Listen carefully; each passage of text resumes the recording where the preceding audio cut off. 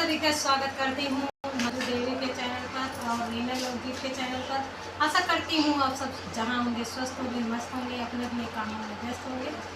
आप सबके बीच एक बहुत ही सुंदर कजरी गीत लेके आई हूँ। ये कजरी गीत सुनना और भर भर के सपोर्ट देना दोनों सिस्टर को और आगे बढ़ाना। प्लीज़ दोस्त